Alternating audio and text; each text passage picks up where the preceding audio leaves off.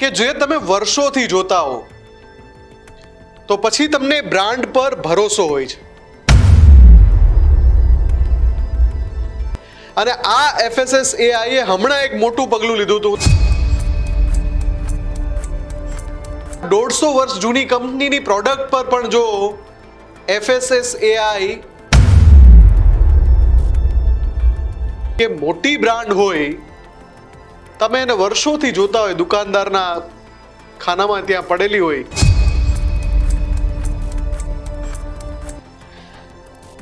તમે વિચારો 1, 2, 3 નહીં, ઘણી બધી પ્રોડક્ટ ડાબરની food safety and standard authority of ઇન્ડિયાએ એવું કહીને રોકી દીધી છે કે આ બોટલ ઉપર જે દાવા કર્યા છે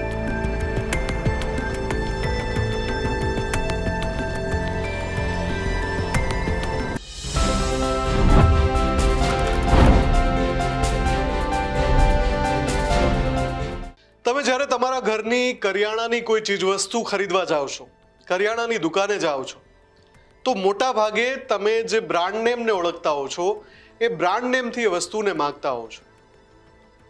અને એમાં પણ જ્યારે એ ચીજ વસ્તુનો ઉપયોગ ખાવા પીવામાં લેવાનો હોય ત્યારે તો તમે ખાસ કાળજી લો છો કે આ વસ્તુ કોઈ સાવ સામાન્ય કંપનીની નથી ને, કોઈ જાણીતી કંપનીની તો છે ને, એવી કંપનીની તો છે ને કે જેની એડવર્ટાઇઝમેન્ટ ટીવી પર જોઈ છે, અને એમાં પણ કોઈ એવું નામ કે જે તમે વર્ષોથી જોતા હો તો પછી તમને બ્રાન્ડ પર ભરોસો હોય છે, તમને વિશ્વાસ હોય છે કે જ્યારે આ બ્રાન્ડની ચીજ વસ્તુ છે તો એની ગુણવત્તામાં કોઈ કસર નહીં હોય. હું આવું એટલા માટે કહી રહ્યો છું કે આપણા દેશમાં કોઈ પણ ખાણીપીણીની ચીજ વસ્તુ છે અથવા તો એવી વસ્તુ કે જે માનવ શરીર સાથે, એના સ્વાસ્થ્ય સાથે સીધી રીતે જોડાયેલી છે, એવી ચીજ વસ્તુની ગુણવત્તાનું નિયમન કોણ કરે છે? ફૂડ સેફ્ટી અને સ્ટાન્ડર્ડ ઓથોરિટી ઓફ ઇન્ડિયા, એટલે કે આપણે એને શોર્ટમાં FSSAI તરીકે ઓળખીએ છીએ. અને આ FSSAI એ હમણાં એક મોટું પગલું લીધું હતું, હું તમને યાદ કરાવી દઉં. 7 થી 8 એવા એનર્જી ડ્રિંક પર બેન લગાવી દીધો હતો જે આપણા દેશમાં ખુલ્લેઆમ મળતા હતા, અને લોકો એનર્જી એટલે કે તાત્કાલિક શક્તિ મેળવવાના નામે ધડાધડ ગટગટાવતા હતા. એમાં રેડબુલ જેવી કંપની પણ આવી જાય છે, એમાં બીજી સ્ટિંગ જેવી પણ કેટલીક બ્રાન્ડ હતી કે જેના ઉપર FSSAI એ ફટકાર લગાવ્યો કે આ તમારી જે આ પ્રોડક્ટ છે એ તો એનર્જી ડ્રિંક છે જ નહીં. એમની તપાસમાં એ ખુલાસો થયો, તમને યાદ હશે, આખી ઘટના દેશભરમાં ચર્ચામાં આવી હતી. અને હવે જે FSSAI એ કદમ ઉઠાવ્યું છે એનાથી પણ તમને ફરી એકવાર આંચકો લાગવાનો છે. ડાબર ઇન્ડિયા એક એવી બ્રાન્ડ કે જે 1, 2, 5 નહીં, 10, 20, 30 નહીં, 150 વર્ષથી ભારતમાં વેપાર કરે છે. અને આ 150 વર્ષ જૂની કંપનીની પ્રોડક્ટ પર પણ જો FSSAI એમ કહીને પ્રતિબંધ લગાવે કે આ જે પ્રોડક્ટ વેચે છે ને ગુમરાહ કરનારી છે, તો તમને ઝટકો લાગે કે નહીં? પણ આવું થયું છે. ડાબરની એ પ્રોડક્ટ કે જેના ઉપર લખ્યું હોય 100% પ્યોરિટી ગેરંટેડ, આવા શબ્દો વાંચો અને તમે ડાબરનું નામ, મેં કહ્યું ને જેમ શરૂઆતમાં કે મોટી બ્રાન્ડ હોય, તમે એને વર્ષોથી જોતા હોય, દુકાનદારના ખાનામાં ત્યાં પડેલી હોય, અથવા આજકાલ શોપિંગ મોલમાં શોપિંગ કરવાનો ટ્રેન્ડ છે, તમે શોપિંગ કાર્ટ લઈને જાઓ અને આમ ખાનામાં સજાવેલી પ્રોડક્ટ દેખાય, અચ્છા તો ડાબરની પ્રોડક્ટ છે, તમે તરત લઈને મૂકી દેશો તમારા કાર્ટમાં.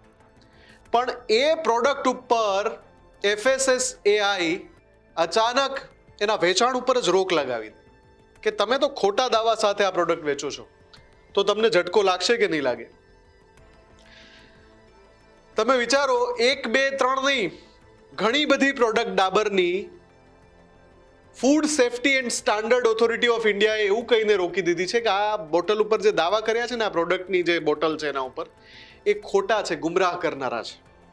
જેમ કે એવું લખ્યું હોય 100% નેચરલ, તો એ પ્રોડક્ટ 100% નેચરલ નથી, આવું FSSAI કહે છે. એ પ્રોડક્ટ 100% શુદ્ધ નથી, 100% શુદ્ધ લખ્યું હોય, 100% શુદ્ધ મધ, અથવા તો 100% ઓર્ગેનિક હની. ઓર્ગેનિક હમણાં ખૂબ ચાલ્યું છે અને ઓર્ગેનિકના નામે ઘણું બધું પધરાવી દેવાય છે અને મોટી મોટી બ્રાન્ડમાં પણ આવું થાય છે. એનો પુરાવો આપણને મળ્યો જ્યારે આ ફૂડ સેફ્ટીની ઓથોરિટીએ આવા પગલાં લીધા.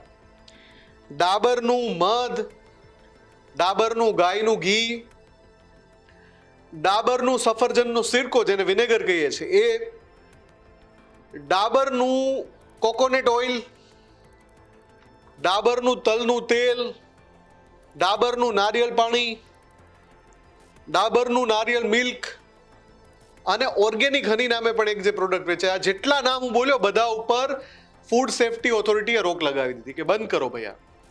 ના તો આ 100% નેચરલ છે, ના તો આ 100% શુદ્ધ છે, ના તો આ 100% ઓર્ગેનિક છે, ના તો આ 100% પ્યોર છે. આવા જે તમે લેબલ લગાડો છો એ બધા ગેરમાર્ગે દોરનારા છે. તમે વિચારો ડાબર જેવી કંપની અને એની પ્રોડક્ટ ઉપર આ રીતે ફટકાર લગાવાય. આની પહેલા આપણે તાત્કાલિક આમ શરીરમાં નબળાઈ વર્તાતી હોય ને, આમ એનર્જી લાવી હોય તો રેડબુલ ગટગટાવતા હતા. સ્ટિંગ તો જાણે આમ ધડલ્લાથી વેચાતી હતી. શાળાની આસપાસમાં સ્ટિંગ ખુલ્લે આમ વેચાય ને નાના નાના બાળકો એ સ્ટિંગ પીવે. મોન્સ્ટર કરીને એક ડ્રિંક હતું, 7 થી 8 એવા એનર્જી ડ્રિંક કે જેમાં ફૂડ સેફ્ટી ઓથોરિટીએ કીધું કે ભાઈ આવું તો કંઈ છે જ નહીં, આમાં એનર્જી ડ્રિંક ક્યાંથી તમે આને કહો છો. અને એના ઉપર એમને નોટિસ મોકલવામાં આવી ને અમુક સ્ટેટમાં જેમ કે રાજસ્થાનમાં અને મહારાષ્ટ્રમાં તો અમુક પગલાં પણ લેવામાં આવ્યા, એના ઉપર પ્રતિબંધ મૂકી દેવામાં આવ્યો. ગુજરાતમાં હજુ નથી લેવાયો, ક્યારે લેવાશે ખબર નહીં. પણ સવાલ એ છે કે આપણા દેશમાં મોટી મોટી બ્રાન્ડ જ્યારે મંજૂરી લઈને આ બધી પ્રોડક્ટ વેચે છે, દરેક ખાદ્ય પદાર્થનું સર્ટિફિકેટ લેવું પડે છે. દરેક ખાદ્ય પદાર્થના લેબલ ઉપર લખવું પડે છે કે આમાં આ છે ને આ નથી. દરેક ખાદ્ય પદાર્થને કોણે સર્ટિફાઈડ કર્યું છે એ લખવું પડે છે. દરેક ખાદ્ય પદાર્થને ઉપર મેન્યુફેક્ચરિંગ ડેટ એટલે બનાવવાની તારીખ અને એની એક્સપાયરી ડેટ લખવી પડે છે. દરેક ફૂડ પ્રોડક્ટની ઉપર એ ક્યાં બનાવાયું છે, ક્યાં તૈયાર થયું છે, તમે કયા રાજ્યમાંથી ખરીદી રહ્યા છો, કયા રાજ્યમાંથી બન્યું છે એ પણ લખવું પડે છે. આ બધા જ નિયમો એકદમ કોરા કટ, ક્લિયર કટ એવા નિયમો હોય અને એ નિયમો જનતાને ખબર હોય અને નિયમો ઘણા વર્ષોથી અમલમાં હોય, છતાં પણ આટલા સમય સુધી આ બધી પ્રોડક્ટ બિંદાસ્ત વેચાય છે કેવી રીતે, જ્યારે એવી છે જ નહીં. ડાબર પર જો એવા પગલાં લેવાયા તો અત્યાર સુધી જે લોકોએ 100% શુદ્ધ માનીને એની પ્રોડક્ટ લીધી હતી, હવે ફૂડ સેફ્ટી ઓથોરિટીએ પગલાં લીધા તો અત્યાર સુધી જેમણે એ પ્રોડક્ટ લીધી હતી એનું શું? અત્યાર સુધી જે લોકોએ પ્રોડક્ટ ગ્રહણ કરી હતી એમાંથી ઘણી ખાવાની વસ્તુ હોય, ઘી છે કે નારિયેળનું પાણી છે, તો એનું શું? અને હવે પછીનો એનાથી પણ મોટો સવાલ કે આ 100% શુદ્ધતાના દાવા કરતી આવી બીજી અસંખ્ય પ્રોડક્ટ મળે છે ખાવા પીવાની. તમે મોલમાં જાઓ તો આમ લાઈનમાં ઘોડા ભરેલા હોય ને એમાં બધી વસ્તુ દેખાય તમને. ડાબર જેવી મોટી બ્રાન્ડ, જૂની બ્રાન્ડ, વર્ષોથી ભરોસો મેળવી ચૂકેલી બ્રાન્ડ સિવાય બીજી નવી પણ ઘણી બધી બ્રાન્ડ છે. એની ગુણવત્તાનું પ્રમાણ શું? કેમ કે કાલે ઉઠીને એનો ટેસ્ટ થશે ને પછી એમાંથી પણ એવું નીકળશે. એનો અર્થ કે અત્યાર સુધી દેશના નાગરિકો આ જે બધી ચીજવસ્તુઓ ખાઈ પી રહ્યા છે અને પોતાના શરીરના અલગ અલગ હિસ્સાને નુકસાન પહોંચાડી રહ્યા છે, પોતાના સ્વાસ્થ્યને નુકસાન પહોંચાડી રહ્યા છે, તો એનું જવાબદાર કોણ? આ સવાલ સૌથી મોટો છે. કેમ કે આપણા દેશમાં એક રિટેલ સ્ટોર પર, એક પાનના ગલ્લા પર, એક કરિયાણાની દુકાન પર, એક શોપિંગ મોલ પર હજારો નહીં લાખો પ્રોડક્ટ વેચાય છે ખાવા પીવાની, લાખો પ્રોડક્ટ. તો ફૂડ સેફ્ટી ઓથોરિટી શેની તપાસ કરે છે? અને જો તપાસ કરવામાં આવે છે તો આટલો સમય કેમ લાગે છે? જેવી રીતે મેં એનર્જી ડ્રિંક માટે પણ એક સ્પેશિયલ રિપોર્ટમાં કહ્યું હતું કે વર્ષો સુધી દેશમાં એનર્જી ડ્રિંક બિંદાસ વેચાયા. તમે વિચારો રેડબુલ કેટલા સમયથી મળતું હતું અને નોટિસ ચેક હમણાં 2026માં મોકલી. તમને પણ ખબર હશે, રેડબુલ કે સ્ટિંગનું નામ તમે સાંભળ્યું હશે. નોટિસ 2026માં મોકલાય છે. તો આટલા વર્ષો સુધી દેશમાં આ બધી જ પ્રોડક્ટ, આ બધા જ ડ્રિંક્સ, સોફ્ટ ડ્રિંક્સ બિંદાસ મળતા હતા એનર્જી ડ્રિંકના બેનર હેઠળ. ત્યારે ફૂડ સેફ્ટી ઓથોરિટી શું કરતું હતું? આ સવાલ તો ફૂડ સેફ્ટી ઓથોરિટીને અત્યારે થાય છે. આજે એમણે પગલાં લીધા ડાબર ઉપર, બરાબર છે, પણ બીજી હજારો કંપનીનું શું એવું કોઈ મિકેનિઝમ છે કે જેમાં તમામ પ્રોડક્ટનું ત્યારે જ ટેસ્ટિંગ થતું હોય અને એ વખતો વખત થતું હોય જેથી કરીને નાગરિકો સુધી પ્રોડક્ટ નબળી પહોંચે જ નહીં? કે પછી આખું મિકેનિઝમ બદલવાની જરૂરત છે? શું આજે સમય આવી ગયો છે કે આખું આપણે ત્યાં જે ફૂડ પ્રોડક્ટ, ખાવાની પ્રોડક્ટ, પીવાની પ્રોડક્ટ જે મળે છે એની ક્વોલિટી માણસના સ્વાસ્થ્યને નુકસાન નહીં કરે એવી છે એવું પ્રમાણિત થઈ શકે? દર 15 દિવસે ફરીથી, મહિને દિવસે ફરીથી એનું ટેસ્ટિંગ થઈ શકે? શું એવું મિકેનિઝમ છે જ નહીં અત્યારે દેશમાં? શું આ મિકેનિઝમ બનાવવાની તાતી જરૂરિયાત છે? આ સવાલ ખૂબ મોટો છે. તમે વિચારી જોજો કે જો ડાબર પર આટલા વર્ષો પછી પગલાં લેવાતા હોય તો એવી કેટલી પ્રોડક્ટ બજારમાં મળતી હશે ને કેટલા લોકોના પેટમાં ગઈ હશે, તમારા પોતાના ઘરમાં પણ પહોંચી હશે એવી પ્રોડક્ટ, અને લોકો બિંદાસ તેને વાપરતા હશે. એમને ખબર પણ નહીં હોય કે આ પ્રોડક્ટથી આપણા શરીરને, આપણા સ્વાસ્થ્યને કેટલું નુકસાન થવાનું છે. અને આ કિસ્સો પહેલી વાર નથી બન્યો. મેં જે હમણાં તમને એનર્જી ડ્રિંકનો દાખલો આપ્યો, હવે આ ડાબરનો કિસ્સો આવ્યો છે. આની પહેલા પતંજલિનો પણ કિસ્સો આવ્યો હતો કે જ્યાં એમણે પોતાની પ્રોડક્ટની ભ્રામક જાહેરાત કરી હતી. ભ્રામક એટલે કે ગેરમાર્ગે દોરનારી જાહેરાત. એ ગેરમાર્ગે દોરનારી જાહેરાતને લઈને પણ પગલાં લેવામાં આવ્યા હતા પતંજલિ ઉપર. અને પતંજલિ સાથે તો બીજા પણ 2-3 વિવાદ જોડાયેલા છે. સુપ્રીમ કોર્ટ સુધી મામલો પહોંચ્યો હતો અને સુપ્રીમ કોર્ટે પણ પતંજલિને ફટકાર લગાવી હતી. એટલે પહેલી વાર નથી આવું કે ખાદ્ય પદાર્થ, ફૂડ પ્રોડક્ટની અંદર આ પ્રકારની પરિસ્થિતિ સર્જાતી હોય. આની પહેલા 2024માં પણ આ જ પ્રકારના પગલાં લેવાયા હતા. જે પ્રોડક્ટ માર્કેટમાં હેલ્થ ડ્રિંકના નામે વેચાતી હતી. હેલ્થ ડ્રિંકના નામે હજારો, લાખો બોટલ્સ બજારમાં વેચાઈ ગઈ.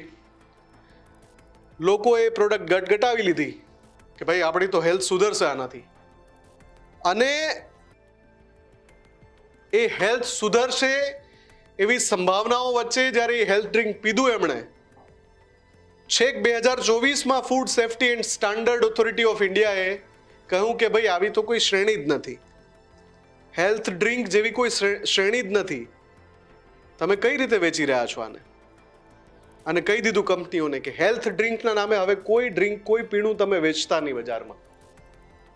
પણ મારો સવાલ ફરીથી એ જ છે કે 2024 પહેલા હજારો, લાખો લોકોએ હેલ્થ ડ્રિંક સમજીને પોતાના સ્વાસ્થ્યનું નિકંદન કાઢ્યું. એનું જવાબદાર કોણ? એનું ગુનેગાર કોણ? અને ક્યાં સુધી આપણા દેશમાં ખાદ્ય પદાર્થોને લઈને એક મજબૂત મિકેનિઝમ નહીં બને કે લોકોના સ્વાસ્થ્ય સાથે ચેડા કરતી આવી કંપનીઓ હિંમત જ ન કરે કે એની ફેક્ટરીમાંથી પ્રોડક્ટ બજારમાં જાય અને વેચાય? ક્યાં સુધી? શા માટે એક એવું મિકેનિઝમ આપણે તૈયાર નથી કરી શકતા જ્યારે આપણે દાવા કરીએ છીએ કે આપણે એઆઈના યુગમાં છીએ? તો એઆઈના યુગમાં એવું મિકેનિઝમ તૈયાર કરવામાં શું જઈ રહ્યું છે? દેશના નાગરિકના સ્વાસ્થ્ય સાથે ચેડા કરવાનું આ બધી ખાદ્ય કંપનીઓ, ખાદ્ય પ્રોડક્ટ બનાવતી કંપનીઓ, ખાણીપીણીની કંપનીઓ ક્યારે બંધ કરશે? ક્યારે એનામાં એવો ડર આવશે કે ભાઈ હવે તો નિયમ કાયદા આટલા કડક છે, ધડલ્લાથી વસ્તુઓ વેચાય છે, હજારો, લાખો પ્રોડક્ટ વેચાઈ જાય, પછી food safety and standard authority of India જાગે છે, નોટિસ ફટકારી દે છે. એટલે સાહેબ, પણ આ લાખો લોકોએ એને કન્ઝ્યુમ કરી લીધું અત્યાર સુધી, અને એમાં એ માણસનું શરીર, એ માણસના ઓર્ગન ખરાબ થયા, એનું શું? એનો તો જવાબ આપો.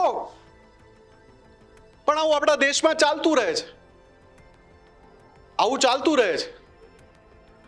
એકલ દોકલ કિસ્સામાં કડક પગલાં લેવામાં આવે છે, બાકી દરેક વખત જતું કરવામાં આવે છે. ને એનું મોટું કારણ એ છે કે આપણે સૌ ભૂલી જઈએ